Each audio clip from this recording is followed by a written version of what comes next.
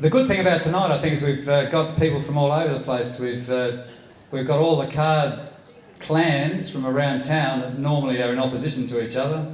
We've got Box Home Game, which is the table over here that's completely empty. They've sold out their table, so they'll be coming in at some stage. They're probably having pre-match drinks. We've got the Matchroom people, of course. We've got Royal Poker Table. They've got the two tables there that are basically empty. They're coming over from Wright Street, so they'll be trickling in late as well. We've got people from the Adelaide Casino, who we don't normally mention. And have I missed anyone? Flavio's got a group called Atlas at Grange. So all those people in black wearing the Atlas at Grange, that's the possibly number one home game at the moment. But some may disagree. Okay, so on with the show. First of all, welcome to everyone. And this is a show called Crap, Comical Reflections About Poker. This is a shot of the match room, so that's where you are now. This is where all our fun happens. The people just trickling in now are the Royal Poker Club, so big round of applause to the Royal Poker Club for being late. I want to start off with a shot of a few local legends. The idea of tonight is I'll be telling about 10 poker stories and introducing some of the local legends of the game. So these three guys are probably the three most famous luck boxers in the game. A luck box is someone who gets their money in bad but still wins the hand. So they might play with 2-6, you've got a pair of aces. By the end of the run out, they've got 2 pair, which beats your pair of aces. So that's Rahman, he's a cheap luck box. This guy here couldn't be here tonight, but Jerry is the biggest luck box in town. Some people call him Bloody Jerry. Yeah, he's actually more often known as Fucking Jerry, but I'm not allowed to say that because there's my grandsons in the audience. This is where poker was being played about 4 or 5 years ago, a very popular venue, the Maylands Hotel. Unfortunately, the proprietor of the Maylands was too generous. Ray allowed people to pay $20 an hour, and with your $20 you're entitled to a meal and a drink, and that's why he went broke. He was just too generous. Guys like Patrick Whelan were having the steak at 8 o'clock, the fish at 9 o'clock, surf and turf at 10 o'clock, and he was a skinny little guy, I don't know where he put it. So when that went through the roof, I contacted this guy, George Demetriadis. Rest in peace, George. Taken too soon. But I said, where's the best home game to play? And he directed me to a game that was happening opposite his place at West Lakes. And he said, oh, it's a great game, you should come along. And I asked about it, well, I know the people there. He said, yeah, you'll know the dealers, you'll know the players. Pretty well I knew everyone. This is a picture from the game. Some of the faces have been changed to protect the innocent. But this was Tony's game across the road from George's at West Lakes. And it was quite a good game. I got met at the door by Tony's father, Luigi. And Luigi introduced me around. The game got underway. We were all having a good time. And next thing's another knock on the door.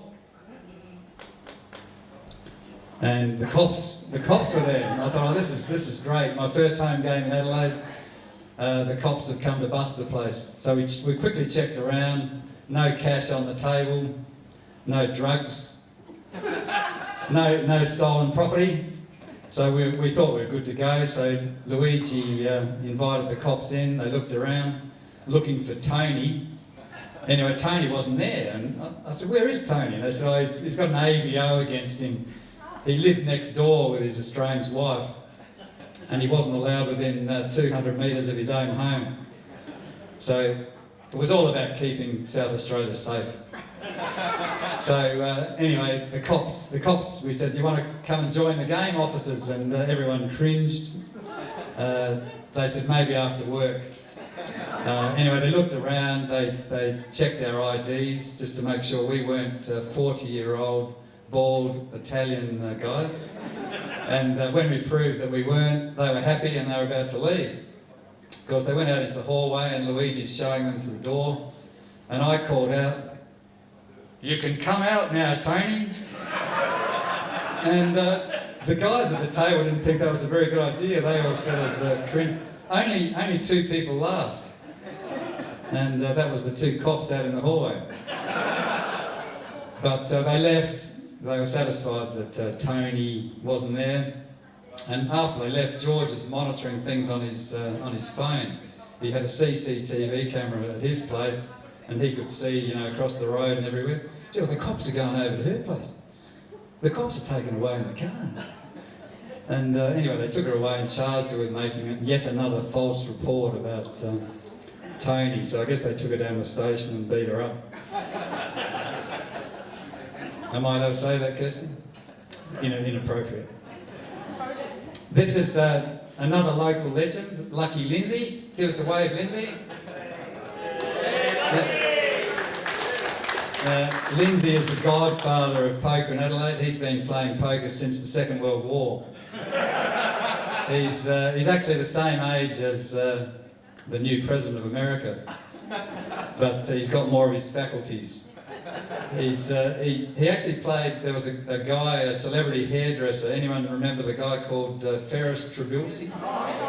Yeah, so while Ferris Trabulsi was fleecing us, Lindsay was up at Ferris Trabulsi's place fleecing Ferris Trabulsi. Apparently he never had a losing session all the time he played up there. Yeah, there you go. When Jenny and I stopped teaching, after 50 years in educational institutions, we took off for Thailand as our first port of call. And Thailand was perfect. We booked into a nice little resort for the first month of our retirement, got off the treadmill. And the only thing wrong with Thailand, we had fantastic food, fantastic everything. People, really nice setting, but there was no poker.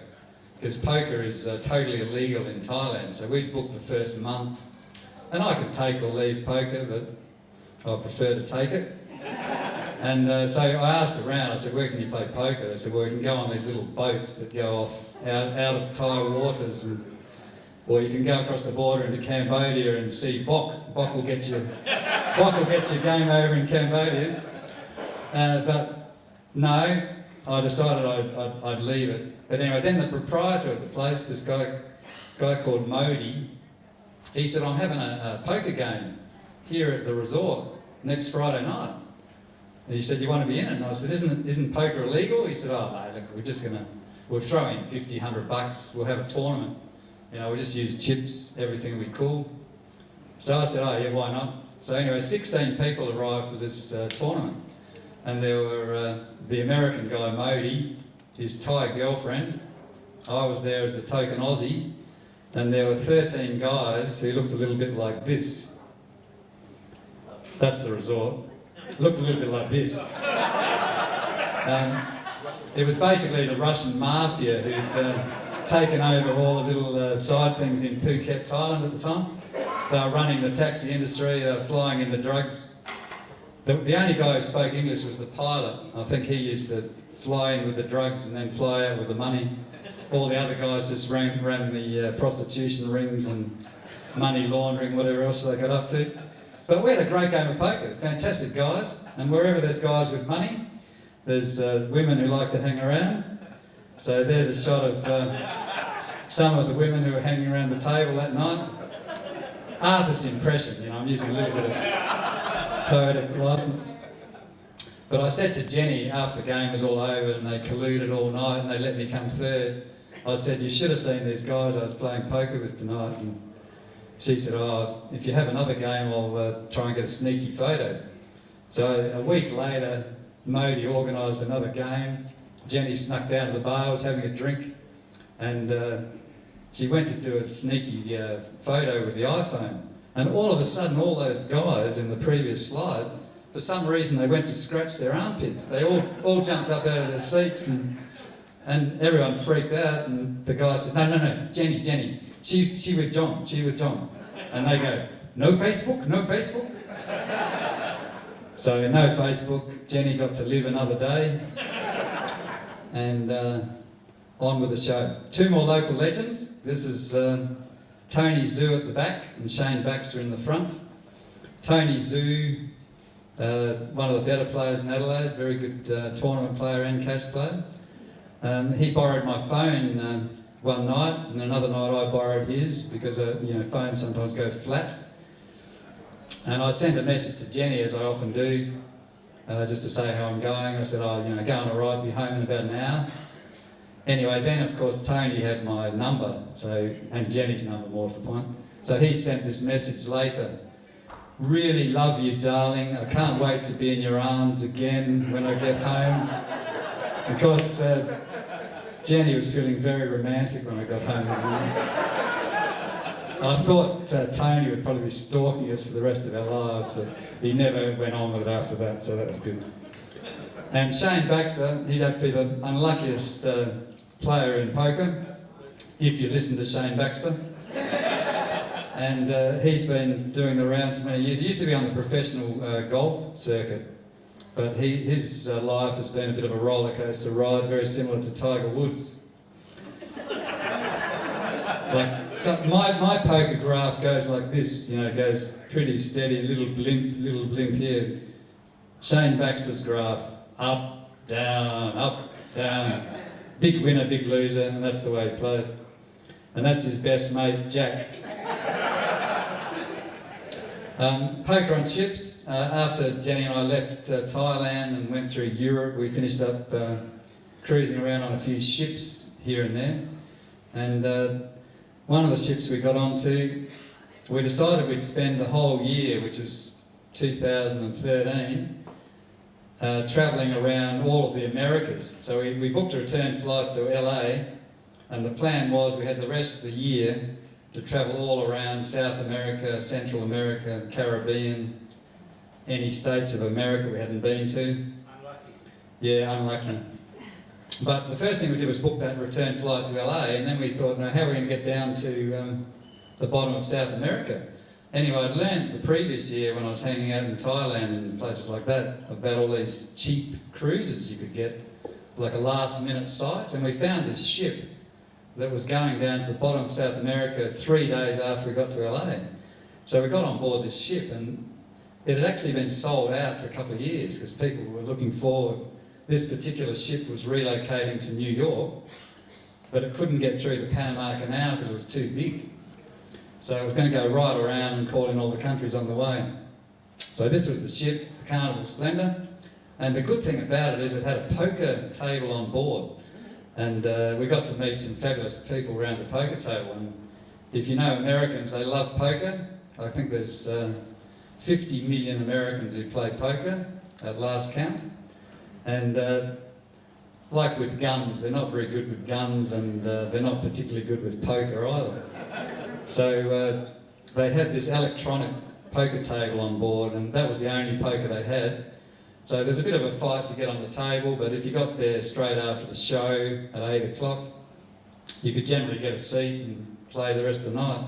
So Jenny would wander off to a comedy show or the piano bar or whatever, and I'd try and get some money off the rich Republican voters on the vote. One of them said to me, you better be careful about that Jeff bloke, I think he votes for the Democrats. And I didn't want to tell him I was a poor little teacher from Australia. They just thought I was filthy rich because I was on this cruise ship. Anyway, you could put some money on the table between $40 and $200 and then see how you went from there. I'd been on the ship for about a week, and they decided they'd have a winner cruise poker tournament. So the winner won a cruise in the Caribbean for 12 days with cash and a free ticket into a $50,000 tournament. Anyway, luckily I won that. And then a week later they had another one, and I won that as well. So I had 2 tickets on this cruise in November, so we thought, we can get back to Miami by November.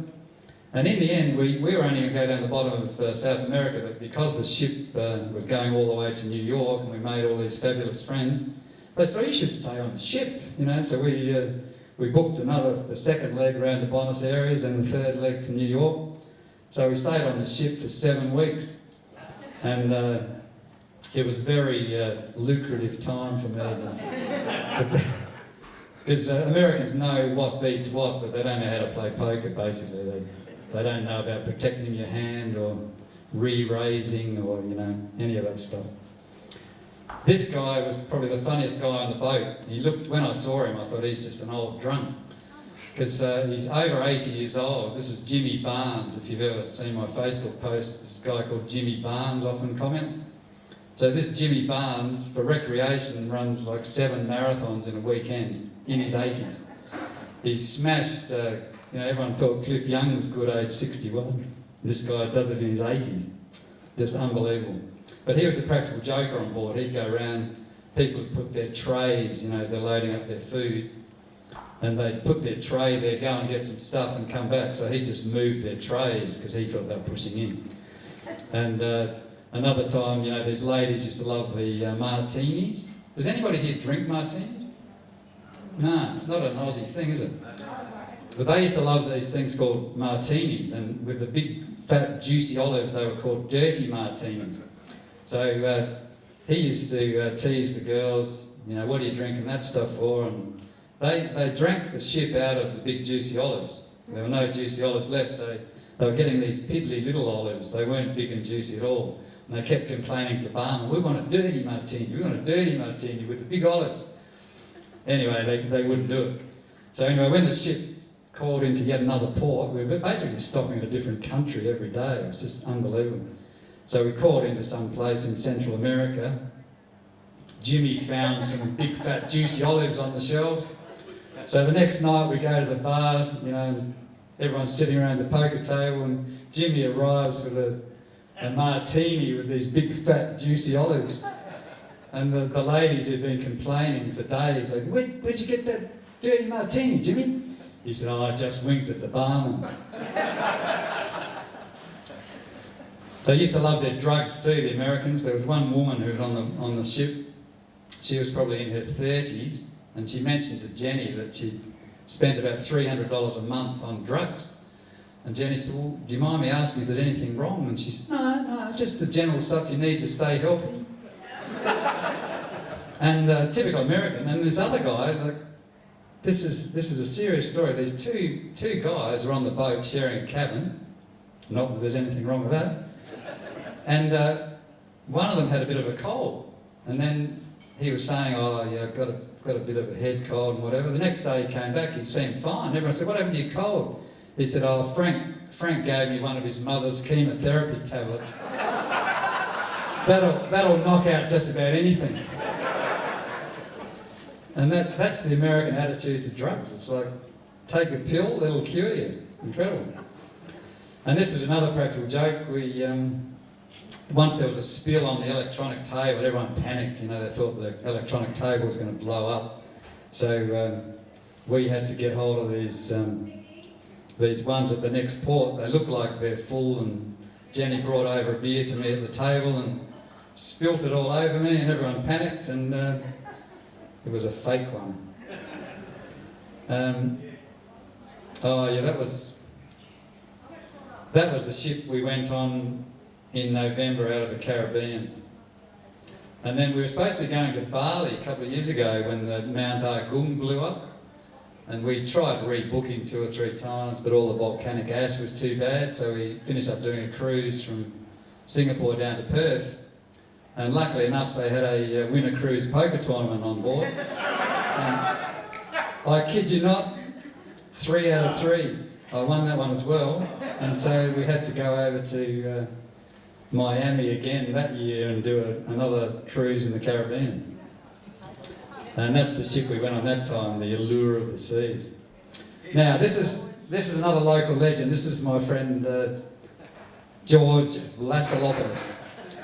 Now, he's otherwise known as Dogmeat George, or sometimes George V, or George the Fifth, and probably soon to be known as Lollipop George, because George has recently returned to the workforce. he's got a job holding up the lollipops and keeping us all safe out on the streets.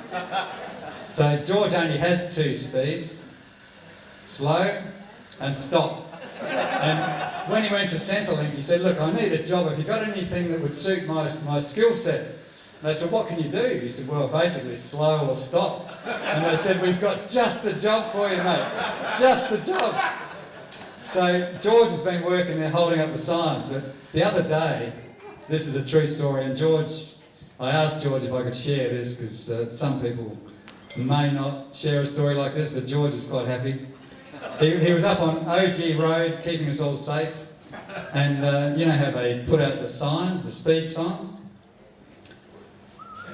They had to put up, stuff to slow the traffic, so there was a bit of roadworks going on, slow the traffic to 40, then 25.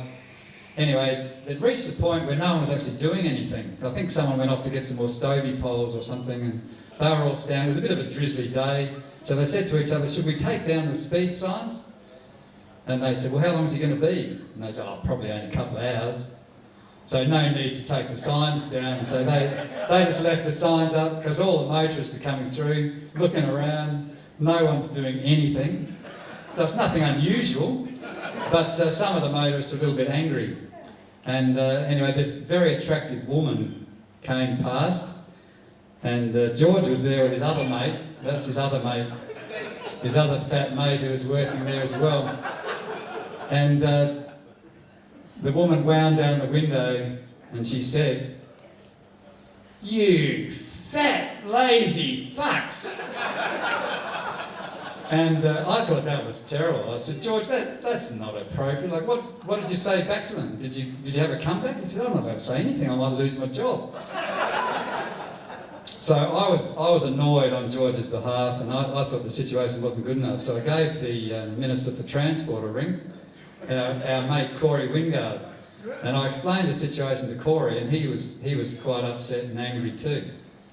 And he said, "Will you be seeing George?" And I said, "Yeah, I'll probably see him at poker." He said, "Can you give him a message?" I said, "I'll be more than happy to." He said, "Will you tell those fat, lazy fucks to take the signs down next time?" And he sent along a special presentation, George, if you'd like to come forward. He thought George might appreciate a new high-vis jacket so everyone can see him when they're there.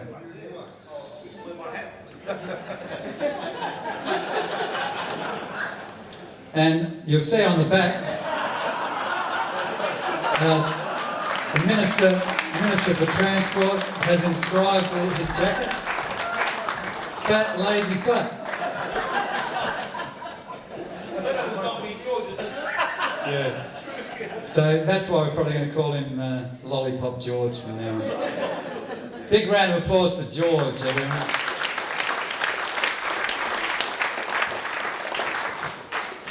When we got off the boat in New York, everyone on the boat had become our best friends, because we'd been with them for 7 weeks, especially the guys at the poker table. There was a Navy captain and a few big businessmen. That Jimmy Barnes guy that I mentioned earlier, he made all his money fixing all the computers in America so they wouldn't get the Y2K bug. And so he was booked out for months, charging thousands of dollars to fix their computers when he knew there was nothing wrong with them. And for an extra $1,000, he'd give him a lifetime guarantee. So I'm like, I'll keep coming back. Yeah, sure, Jimmy, sure. Who should we write the check out to? So we arrived in the United States, and they said, "Where are you going next?" And of course, everyone lives in America between New York and LA. And we had to get back to LA, and we had about 8 months still left to get back.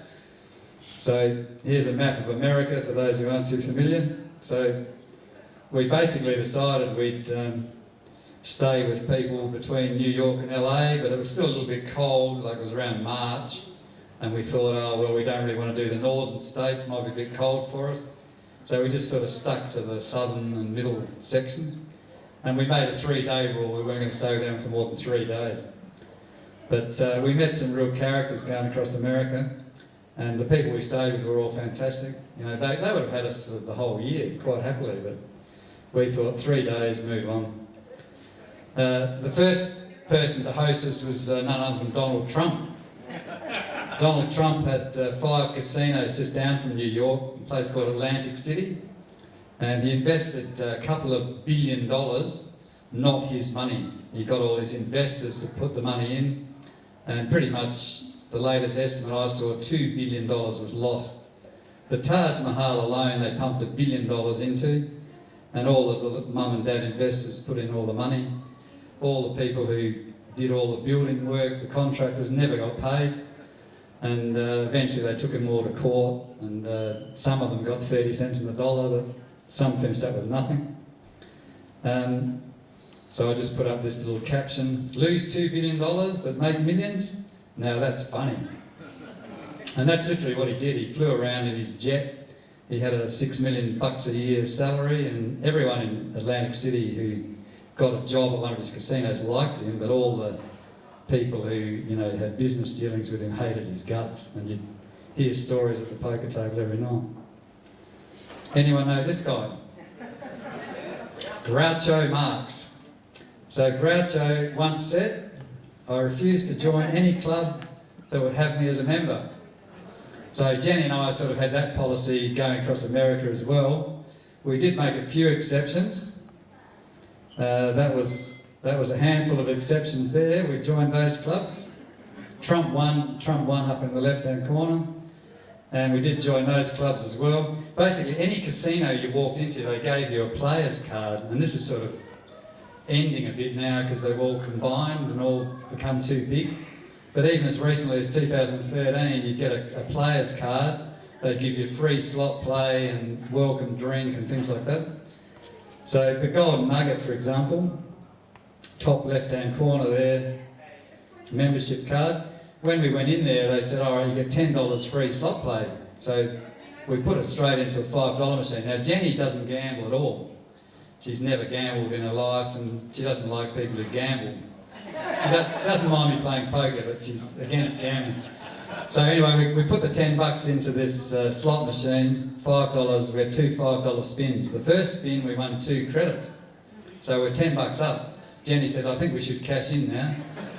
And I said, no, we have to use the $10. So we gave the second spin and we won 200 credits, which was $1,000. So for a $10 free play, we picked up like an extra 1,000. So all that money from all the clubs, we just put into the travel kitty that went towards this and that. I don't think you're a bit lucky, do you? Maybe you just can't photo. Is that my first heckler? Your father should never have gone all in.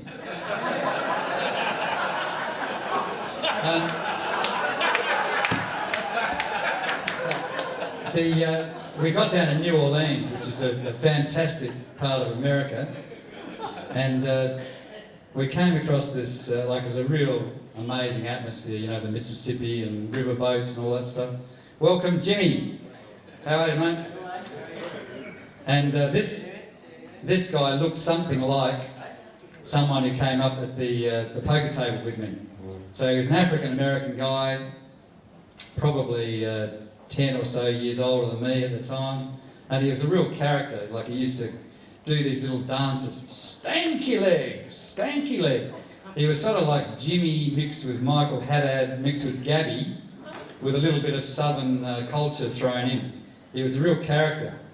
Anyway, I finished up at the table with him, and he used to draw attention to himself all the time, you know, calling stuff out. And in one particular hand, he had all his chips sort of spread out. He hadn't stacked them up like he's supposed to do. And I had ace king, so I raised, and he called. And then the flop came king high, so I thought, this looks pretty good. So I did a bet, and then this guy goes, I'm all in, I'm all in. He threw in all his chips. And he had about $300, and I was only playing 200, like that was the days I'd buy in for 200, see how I go.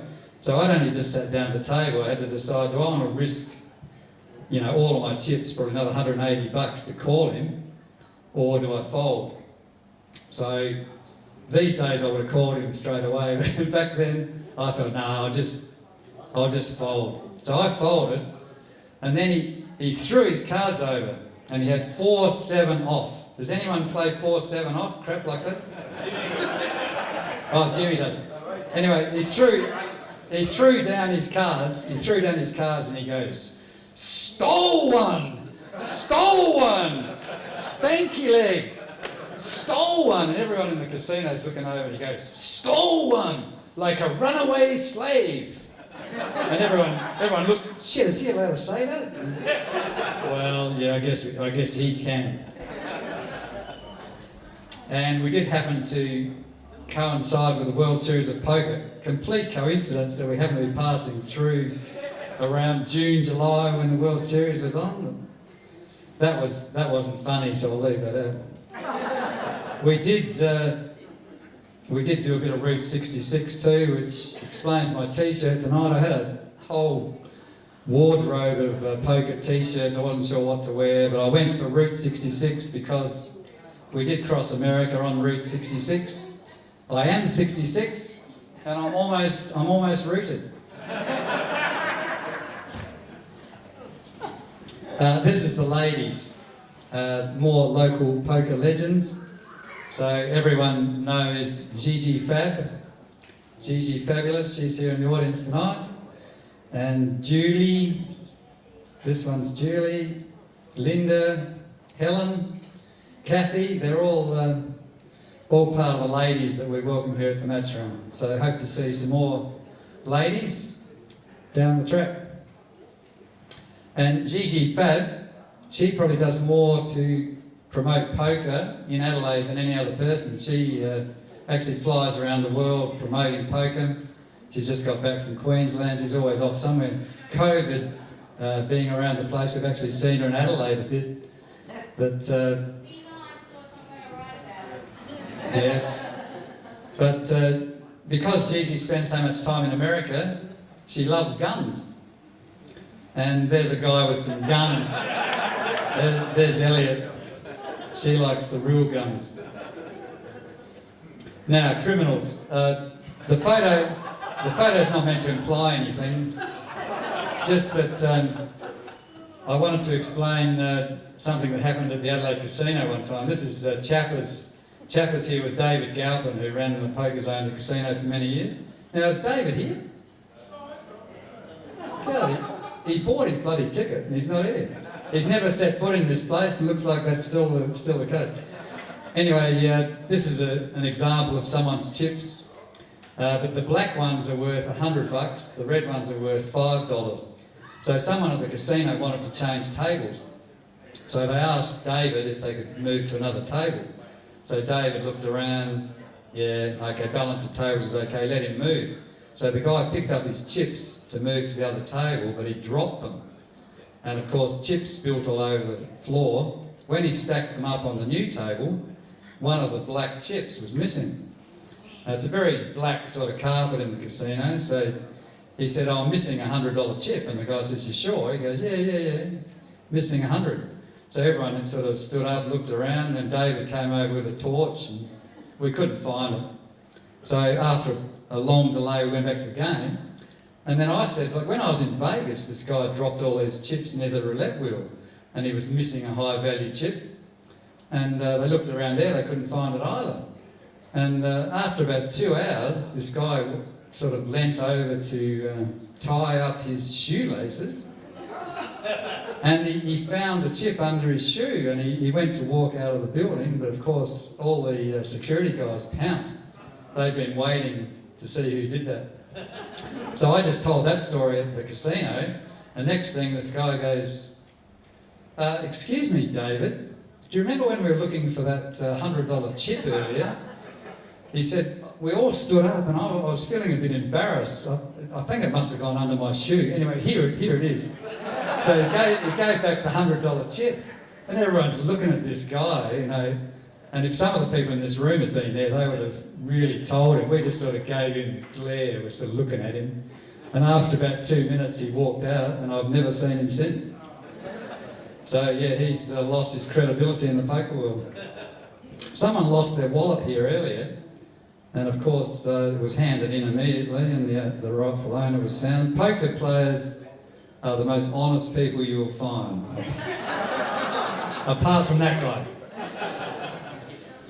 Another time I was up at the Star Casino on the Gold Coast, used to be called Jupiter's, and I was at the poker table and there was a big scream and a big kerfuffle and people were running everywhere. And said, "What happened? What happened?" And they said, "Oh, some guy's grabbed all these chips off one of the tables and he's done a run." And the big mistake he made, he hadn't planned his escape route. He didn't know where the exit even was. So they caught him in the sports bar, and that was the end of him. But even better, at the Bellagio in Las Vegas when I was there, this guy rode there on his motorbike at about 4 o'clock in the morning, parked his motorbike just outside one of the exits, and with his backpack and his helmet still on, he went in about 100 metres into the Bellagio to this high stakes craps table, pulled out his gun, and he loaded up his backpack with $1.5 million worth of chips. And then he went towards the exit, and there was only one female security guard who stood out, and then he pointed the gun, and she got out of the way. So he hopped on his motorbike and rode off into the sunset. So this is a sort of craps table with plenty of chips, grabbed them all, rode off on his bike. Within a couple of days, the same guy is back at the Bellagio just playing poker as though nothing happened. So he's buying into the game because he had his helmet on, no one recognised him, and they wouldn't think that like he'd go back. But he's there spending all these chips. He'd buy into the poker game for a couple of $100, and every night he'd cash out for a couple of thousand. So he went through all this money, and he was basically home free. They never worked out who he was, except eventually he ran out of all the small chips, and he only had the big chips left. So he had $25,000 crimson chips that no one plays poker with, unless you're like Phil Ivey or someone.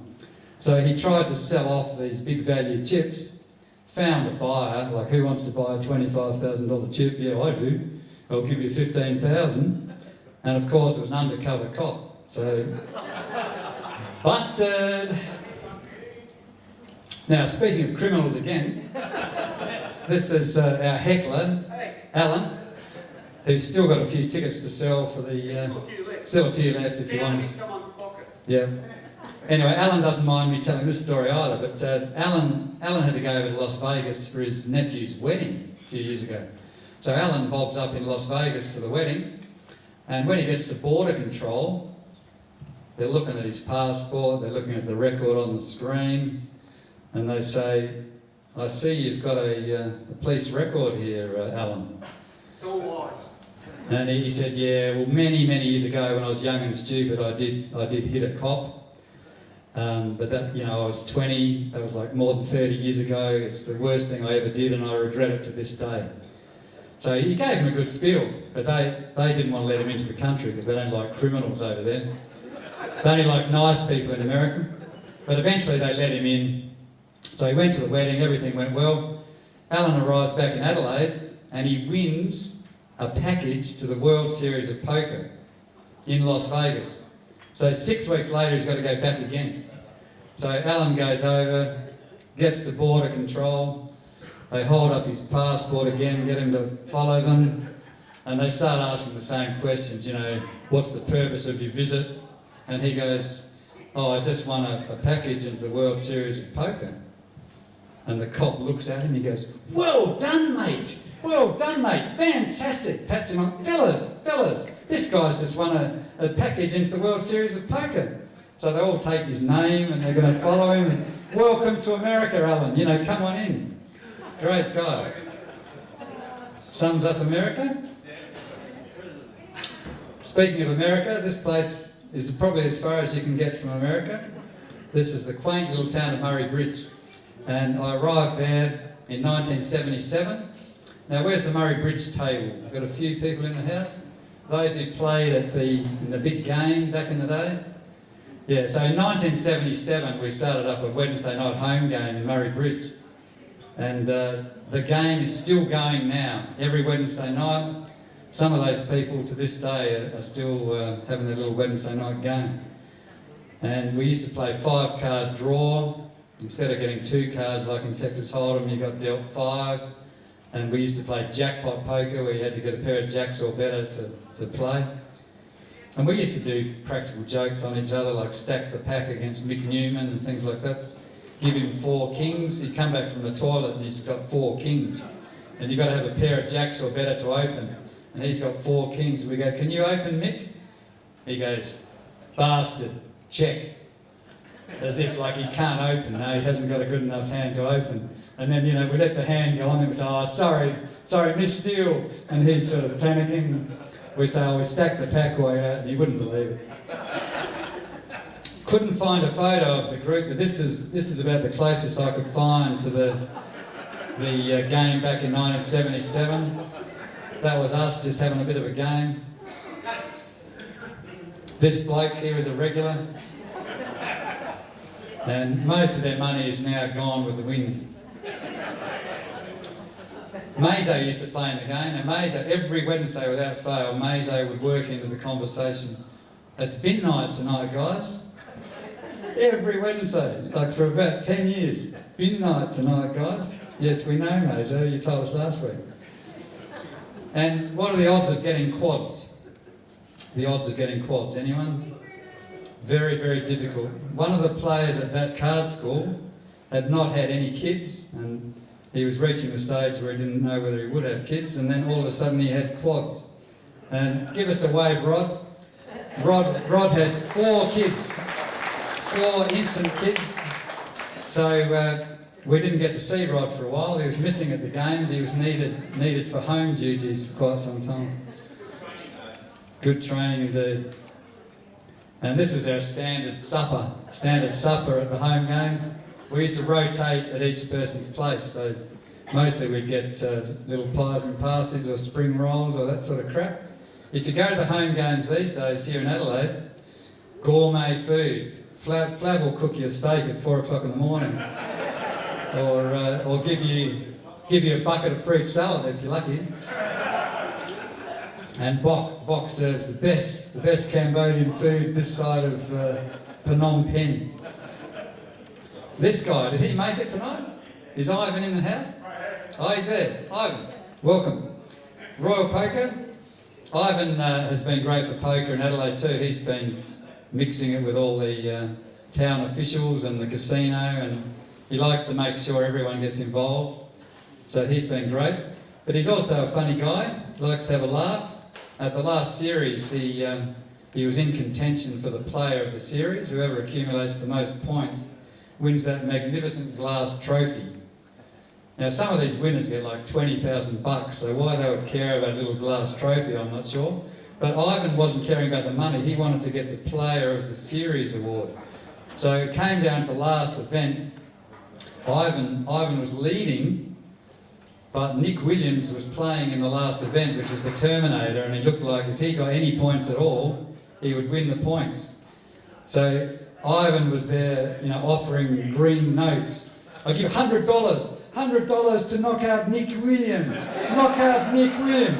Oh, bounty, I give bounty, $100 extra. $200, knock out Nick Williams. Anyway, here's Nick Williams. But Nick Williams, we of course, we weren't going to let Ivan beat our Nick. So Nick Williams snuck across the line in the last event. How are we going for time? We were heading back. I played at the casino one night, and I won the tournament. I was coming home, so I was feeling pretty good. Had the wallet full of money, and I got to the corner of Brighton Road and Anzac Highway, near where I live. And I looked across the road. I was stopped at a red light, and there was this guy who looked sort of slightly drunk in a suit on the other side of the road. And anyway, then he started walking across. And I thought, oh God, what am I going to do? I thought he was going to walk in front of a car, but he didn't. He sort of politely came across on the side. I was waiting for the light to turn green so I could drive off, but it stayed red. And so he came up next to the car and he sort of indicated to wind down the window. So I wound down the window and I said, what's the story? He goes, I'm the local minister. I've just had a stroke. And I said, what, just now? He goes, yeah, I just came out. I was feeling very disoriented. I've had a stroke. He said, could you call an ambulance? And I looked at my watch. It was like 1 o'clock in the morning. And I thought, God, if I call the ambulance, what am I going to do? Like, he could collapse on me. I said, look, hop in the car. So he hopped in the car, I went back to the Royal Adelaide Hospital, and as we're driving along, I can sort of smell alcohol on the breath. And he started to tell stories. He go, oh yeah, when I was in Vietnam, I've seen some pretty bad things in my day. And I'm thinking, this guy's not the local minister. And it started drizzling with rain, and the rain was falling down, and this guy sort of went past on his bike. And the minister says, have a look at that dickhead. And that's when I knew he wasn't the local minister. But anyway, I took him to the hospital. I said, like, you want to go into emergency? Oh no, just drop here, mate, that's all right. So I dropped him off. So he had a pretty good story to get a free ride back to town, I thought.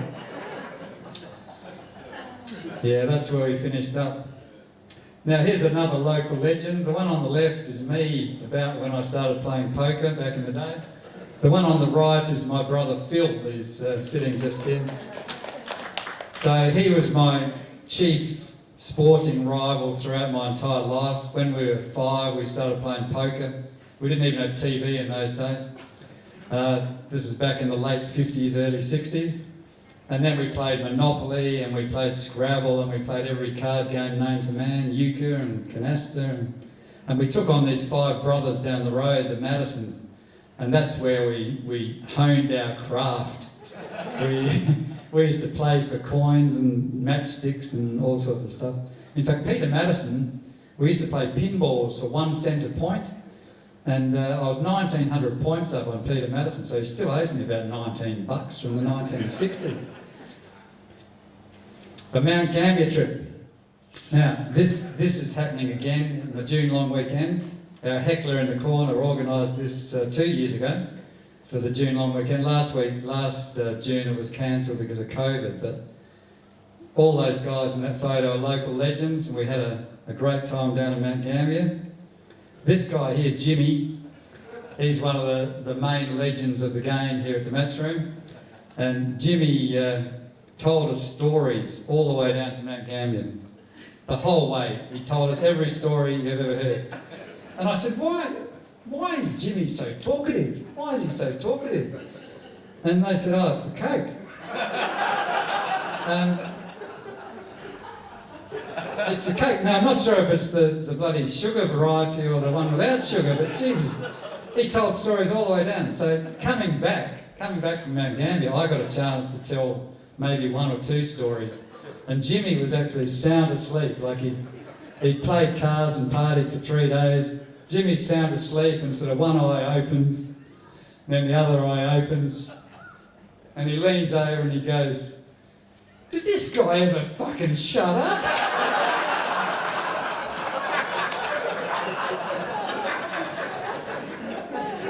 Isn't that right, Jimmy? That's how it happened, yeah. So there we were in Mount Gambier. Now this is Alan with his, this was our adopted son Tim. So we were wandering around doing a little bit of sightseeing in the spare 15 minutes we had. And we ran into a few families in the gardens and stuff, and they were looking at us like we're both in our mid-60s, and Tim's just a young Vietnamese boy. And I said, oh yeah, he's been a lovely boy. Yeah, we picked him up in Vietnam. Flavio. Now Flavio, he's another legend, local legend. He's there with the Atlas at Grange table. We got Flavio here to the Match Room about 5 years ago. And I think that's one of the best decisions the Match Room ever made. They got him into the country. He had a background working on cruise ships. Never ran into him. He was on the Costa cruises and running casinos in Romania and Morocco. But the Match Room got him. And he's been great for poker. He did have a little bit of trouble dealing with Jimmy and this guy Michael and this guy Gabby, because he's never come across anything like it in his life. Like, he was here when the Match Room first opened. Oh, excuse me, boys, could you just be a little bit quiet? What do you mean, be quiet? What's the story, man? And could we stop swearing? What's wrong with fucking swearing? What's wrong with fucking swearing? Look, we're trying to have no swearing rule. And if you swear, we're going to have to send you out. Oh, right, we can't fucking swear, I'm leaving. So one time, this guy stormed out, he wasn't going to play anymore, and expecting someone to come after him, but no one did. So the swearing's virtually disappeared. Missing chips. I was at a casino, this guy came to the table, he said, I got $20 missing off my stack. And the guy said, you sure? He said, yeah, I just cashed in at the cage and I'm $20 down. And they checked it and he called the supervisor over, he said, look, I'm missing $20 in chips. Can you run the cameras back? He said, we're not running the cameras back for $20, mate. Oh, hang on. He was sort of drunk. He goes, I remember what happened. He bought a pair of shoes on the way in because they wouldn't let him in. And he paid this guy $20 for his shoes. And you may recognise the shoes. Another local legend, this is Luck Bock. And Luck Bock and the Luck Bock boys, they wear these fantastic shirts and sweaters and everyone loves to get around them. I think the one thing I've learned from Bock and the next guy in the next slide is how to be humble. Bock's a very humble man, always very quiet, unassuming around the poker tables. And if he loses gracefully. If he wins gracefully. Just like this guy. This guy's just beaten me, runner. Like I've got about 1% chance of losing the hand unless he gets the next card and the next card. And he does, and then he gives me back. Thanks, Luke. Just to wrap up, time's run out. This was our Aussies in Vegas trip. 2 years ago we had a fantastic trip to Vegas. Some of the Vegas boys in the house. And there's Demetrius, front and centre. And Alex Tranter. You can see the whole pile of chips he had there playing Chinese poker against some of the Americans. Yeah, up in the 50th floor of some building, the Rio, having drinks. And the final story I'll tell is jackpot. When I was in America in a place called Tunica, they had a jackpot. And they said to win the jackpot, you've got to come into the casino during the week, put your name in the barrel, and you've got to be there again on the Saturday night. If you're there and your name comes out, you win $60,000. So I was there, we were actually there 2 Saturday nights in a row at this place. The first Saturday night, this woman's number came out, and I need a volunteer from the audience here. And they said, and the winner is... And they called out her name, and she came up to get the prize. Can we see your ID, please? And so she showed the ID, and they said, and which night did you come in during the week? And she said, oh, no, I didn't come in this week. My husband must have put it in. And, I'm sorry, you didn't come in this week? She goes, no, my husband must have put it in. And they said, well, we're very sorry. The rule says you have to come in during the week. So, look, here's a meal voucher. They gave her a meal voucher. So she missed out on the $60,000. The next week, the next Saturday night, I kid you not, it had gone up to $70,000. And they said, okay, and the winner is George Vlasilopoulos. And so George was in the house. George screams, yes. He comes out. Can we see your ID? They check the ID. It's another George Vlasilopoulos. It's not him. It's some guy with the same name. So they said, sorry, George, you missed out. It's the other George Vlasilopoulos. So, anyway, thanks for coming tonight. I just want to say a couple of things before I go. I want to thank a few people. I did actually write this down because I don't want to forget this bit. Andy, who helped with a little bit of technical stuff during the week. I don't think Andy's here, but well done, Andy. I want to thank my daughter, Kirsty, who... She helped with the tickets and the posters, and also with her partner Daniel. They filmed tonight. So if you missed anything, you'll be able to see it again on YouTube. And I also want to thank Jenny, who's my #1 poker supporter. She lets me do what I do. She puts up with it. She says, as long as I don't do anything that causes bodies to arrive in boots back at our place, it's all okay. So I've made sure I make sure that doesn't happen. So thank you all for coming. Thanks to the match room, and hope you had a good night. Cheers.